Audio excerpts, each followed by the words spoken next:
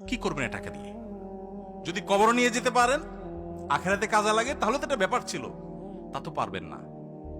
আপনি বলবেন না পারলে কি হয়েছে, ছেলে মেয়ে খাবে, ছেলে মেয়ে ভোগ করবে নিশ্চিত।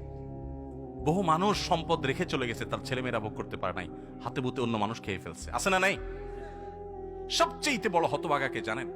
আল্লাহর জমিনে সবচেয়ে বড় দুর্ভাগা, সবচেয়ে বড় বেয়াকুব এবং নির্বোধ মানুষ হলো সে, যে যাদের জন্য চুরি করবে তারাও সে দায় নিবে না। কিয়ামতের দিন ছেলে আয়সা বলবে না, আব্বা চুরিদারি ডাকাতি 2 নম্বরই যা করছেন, ঘুষ সুদ যা খাইছেন আমাদের জন্যই তো খাইছেন, আল্লাহ আমার আব্বারা জাহান্নামে দিয়ে না, আমাদের নিয়ে যান।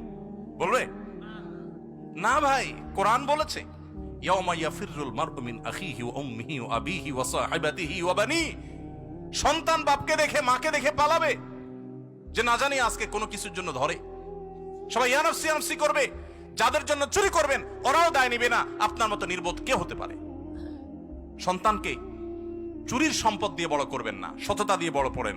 আমাদের সমাজে আজ ঘরে ঘরে সেই মা বাপ আছে যে মা বাপ চায় আমার সন্তান থাকুক আজ দুধে ভাতে, সেই মা বাপ নাই যে মা বাপ বলে আমার সন্তান থাকুক আজ ঈমান আমলে সততার সাথে।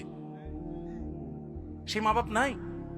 মা বাপ নকল কিনে এনে দেয়, বাবা 2 নম্বরে করে পরীক্ষা দেয়। যেই মা বাপ সততা শিখাবে, সততার সংকল্প করাবে, সেই মা বাপ চুরি শিখাচ্ছে। এজন্য সমাজের রন্ধ্রে রন্ধ্রে, খাঁজে বাজে, কোনা কাঞ্চিতে সর্বত্র দেখবেন চোর আর চোর উৎপাদন হচ্ছে, দুর্নীতিবাজ উৎপাদন হচ্ছে।